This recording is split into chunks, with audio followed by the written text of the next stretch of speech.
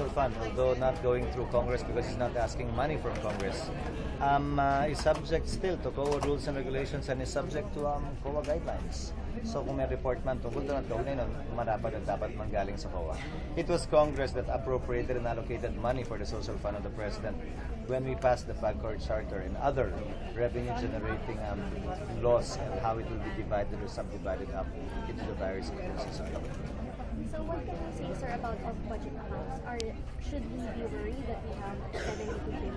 Well, hinihingi namin isa-isa yung accounting nun sa ngayon. We are, and it's the first time, to be fair to the DBM, it's the first time they included these off-budget items in the BESF, the Budget Expenditures and Sources of Financing. So it's the first time they were appraised and informed of it. Kahit ngayon sa COMELEC kanina, yung savings nila, nang may kumulang 10 billion, hinihingi din namin yung detalye nun. Dahil off-budget din yun at hindi rin nanggagaling sa Kongreso yun. This is the first time perhaps that Congress is looking into these off-budget accounts and items in the hope that we will be able to make sure that there is no single peso or no single monies that is not accounted for, whether Congress appropriates it or not. Sir, agree ba kayo dun sa distinction ng palace that President Social Fund is not the presidential pork as some Well, rules pork barrel is associated with legislators, not with the president, because the entire budget of government is with the president, not the legislators. After we approve it, it's in his hands already. However, some people define pork barrel to simply mean a lump sum account. Now, if that's the definition they go by, then perhaps it would fall under that. But for me, it's not merely a lump sum account. Pork barrel has its origins with basically discretion of a legislator with respect to a certain amount. Not the entire budget, but to a certain amount. Simple na lang siguro yung tanong ang tungkol doon. Ang budget, pag in-approve namin, nire-release yan ng gobyerno, maski na walang sulat mula sa congressman. Yung pork barrel, kailangan may firma muna ng senador o congressman bago mag-release.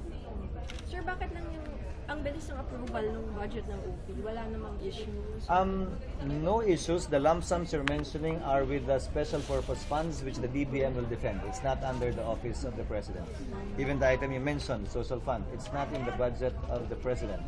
And the third reason would be, by tradition, even in the past, Congress usually allocates courtesies to the office of the President, office of the Vice President, with respect to their budget. And if there are any issues with respect to the administration, it's addressed to the departments and not to the OP proper itself. So in this case, DBM? DBM ang magde-defend ng special purpose funds to include calamity fund, contingency fund, feasibility studies fund, lahat ng kino-question na lump sums sa publiko man o sa media o ng mga mambabatas, sa DBM yan under the special purpose funds. Sir, regarding off-budget accounts again po, the USAID and World Bank released a study na calling for to abolish or at least lessen our off-budget accounts. Do you agree with What this? are they referring to? They said na it would be better if we had a more transparent budget, which means we had lesser off-budget accounts. So do you agree with this recommendation? As a rule, yes, of course. Why not? Because that's the best way to manage the budget of the government, for us to know exactly how much money is coming in and what is being spent para ma-program at maayos din namin through the General Appropriations Act. That's why we're taking issue right now, even with the 72 billion of budget account, excluding that of the social fund of the President. These are savings, these are monies, these are incomes generated by agencies from fees. For example, bidding documents, nagbenta sila. Sa kanila na, hindi dadaan sa amin yun, and they appropriated themselves. From license fees, from inspection fees. Lahat yun, use of money na nila yun na hindi na nire-report sa Kongreso at hindi na dumadaan.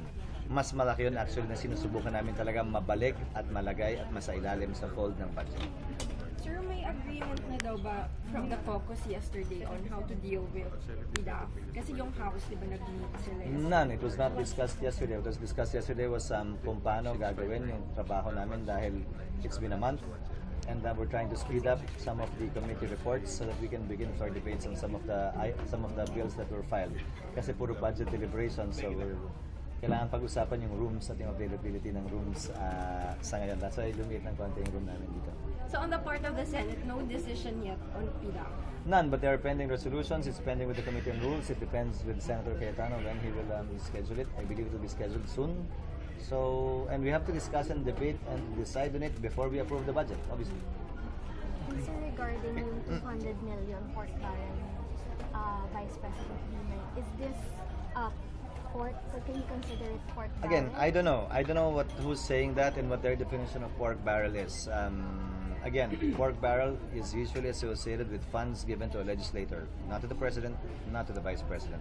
Unless, of course, they define pork barrel to mean a lump sum allocation, in which case probably it would fall under that category. But that I don't hold the same view with respect to that definition. How would we classify the 200 million given to the vice president? It's a budgetary appropriation to fund the activities of the vice president, whether in the form of travel assistance or to enable him to perform his duties as vice president.